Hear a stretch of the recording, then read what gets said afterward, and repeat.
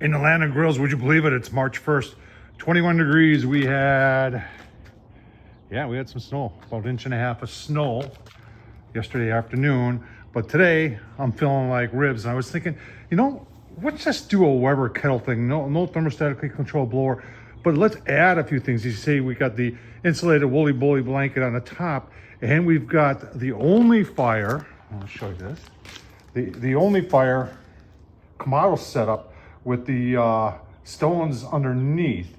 We're gonna do them indirect, see how we do. We're gonna use, we're gonna use lump. We're gonna use the green bag, hickory, B&B in there. I've got one rack of ribs, probably cut it in half, put them in there and see how the Weber kettle performs with all this other stuff in it in the cold weather. Let's get started. All right, so here's a rib holder I've got. And I like about this because it's full length.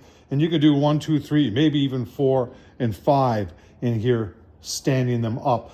I think I guess I just got one small rack, and I'm thinking I'm just gonna cut them in half and kind of lean them to each other and not use something like this. But the woolly bully, that completes it, giving us insulation up on top. As you can see, this grill has not been used yet. But this Only Fire, let's take a closer look at that Only Fire insert. Right, so this is from Only Fire. I'll leave the link down below. But it's got a ceramic disc like this, and they call it a ceramic insert. And it's got a holder, and it's got all these individual pieces of ceramic, which in all reality should make things a lot more efficient. Now, the key to this whole thing is where this sits, is that they've got these little extension things that fit on the, see if I can't get it out here. They got these, and I know a lot of people said, can I just buy these? And there was a time where you could get these on Amazon, and I haven't seen them there for a long time.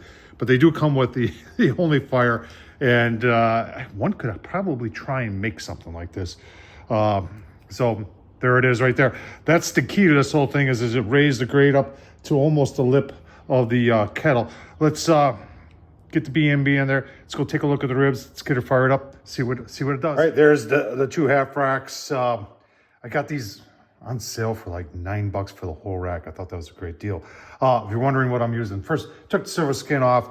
This Burn Pit barbecue. I've been using Burn Pit barbecue stuff since they first came out, and this Fire for Effect is definitely, it's a sweet heat. It's without a doubt my favorite, especially on ribs. If you live in Wisconsin, this stuff is going to be sold at Walmart in Wisconsin. Congrats to Burn Pit Barbecue. Let's take a look at the setup on the Weber. Get them on the grill. All right, here's the setup. We've got the green bag hickory. Nice big lumps in this bag. Every bag's a little bit different, and I know B&B doesn't like people saying that, but no matter whose lump you buy, they're not, everybody's got like the bottom of the bag is small stuff. Anyway, I should have showed you the vent setup on the bottom. So these are those slotted ones with looks like a P. And so I close them and just let the P part of it, not good at showing that, open. If you have one of these, you'll get what I'm saying. And we're gonna treat this like a Kamado. We're not gonna overstart our lump. So I got just one Weber wax cube in there. Gonna let that go. I got one chunk of hickory in there. And I want to wrap that ceramic plate so it doesn't get all full of grease with aluminum foil. And next thing you know, we'll be cooking ribs. All right, ribs are on. I found a little thin tray that fits underneath there. And you're wondering, Tom, it looks like he switched out the grill grate. Well, that nice shiny new Weber one, I just couldn't put it on. So I took another new one that I had gotten from, I don't think that's made anymore. But anyway, if you're wondering about the setup and you're saying, I have not seen a Weber kettle, I'll leave the link down below. Those legs are from Spider Grills. And I have a video that shows how you can do that to your Weber kettle too. Same thing with the side shelf. That came from Sloan's here. And they make that side shelf. And they'll sell it to you, and you can put it on your Weber kettle. It does fold up and fold down. Very nice. Let's get the lid on. So I started the fire over there. So we're gonna turn the lid and go opposite, and we're just gonna, for the start here, we're just gonna throttle back to half, and we'll watch the lid temp and see how the Only Fire and the woolly bully do here with ribs on a cold March 1st Sunday morning. All right, it's been about an hour. I just throttled back the vents there at half. I throttled them down because The lid is saying almost 300. Let's just get you in there closer and see how we look after 1 hour. All right, smoke's rolling. Keep on going. Give you a look. See, it'll be interesting to see how we're controlling temps. Actually, I should put a puck down there and see how that registers. All right, it's been about 2 hours and 20 minutes. I did play with the vents a little bit. You can see, or can you see? I got it down to 250. I did put a puck in there so you can see what the temps are on the grill. You can see, oh, look at that, 225. Nice color on the ribs. Keep on going. So far, everything's working as advertised. The curious thing is to see how the ribs will turn out, number one, and number two, how much charcoal's left when we're done. We'll give you a look-see at all that. Got to decide what kind of ribs am I doing. I'm not a 3-2-1 guy. That means 3 hours in the smoke, 2 hours wrapped, 1 hour for sauce. I'm more of a 3-1-1 guy, where I'll do 3 hours and then 1 hour wrapped, and not even an hour with sauce on it. But here lately, I haven't been doing anything. Here lately, I've just we'll see what the color looks like. If we start getting too dark of a bark, then yeah, I'm gonna want to cover. And I'm not gonna make these, I don't want them falling off the bone. I want there to be a little resistance there. I don't want them to be fall off the bone ribs. So make your ribs however you want. That's how I'm making these.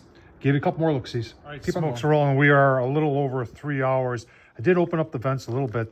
This right here is reading 400. I did not expect that. And we're about 375 there. Look at the ribs. Yeah, those need to, we need to give those some attention. I was not expecting this. Let's get them covered. Bottom vents closed, top vents closed. I think what happened there was operator error. The Woolly Bully weighs about 6 pounds, which is good because it helps seal the kettle, but it also covers the lip. So the last time I checked it, which I showed you, I think when I put it back on, that I didn't have it closed and didn't have a lip on. Somewhere was kitty wampus in there, and that caused a lot of extra air to go in. That's all I can think of. There's no need to cover them. They're at 200, 203, 200 right in there. And I did put some of the Blues Hog on there, and you can see that they're looking pretty good. I'm going to take that off because those are definitely probably overdone. A few YouTubers even show it when I make mistakes. So we'll cut into these, give you a look-see at the final product, and then let this cool down just a tad bit more, and I'll show you what's left for the charcoal, although it's not going to be a true test. Give you a look-see at the ribs. All right, so there they are. That was 3 hours. So obviously I cut through the middle. I think the ones on the ends are probably burnt.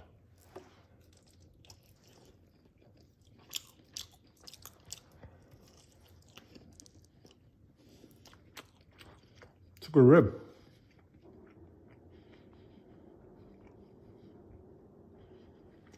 All right, it's a good thing we went and looked when we did, because these were right on the verge of being junk. I think the ends are probably are. All I can think of is that the last time I checked it before I showed you at the 3 hour mark is when I put the lid back on, I didn't put it on all the way. And that's user error. That's not nobody's fault other than Tom Horsman at YouTube. I always show you the good, the bad, and sometimes even the ugly. Let's go, I tell you what, just for the heck of it, let's go open her up and see how much charcoal's left. All right, so that's definitely, I would call that a half, maybe a little less. I burned in 3 hours. And like I said, I think I had some operator error where I left the lid partially off, and that fed it and got it up to higher temps. I actually think this is a good system, folks. Regardless of the human error, I think this is a good system. And the ribs, they're edible, but they're not the best. Tom Horsman YouTube, what do you think? Probably could do it better than I can. The Woolly Bully and the Only Fire, I think, are, if you're looking to convert your 22-inch rubber kettle to be somewhat like a Kamado, I think that's the way to do it. Thanks for watching, folks.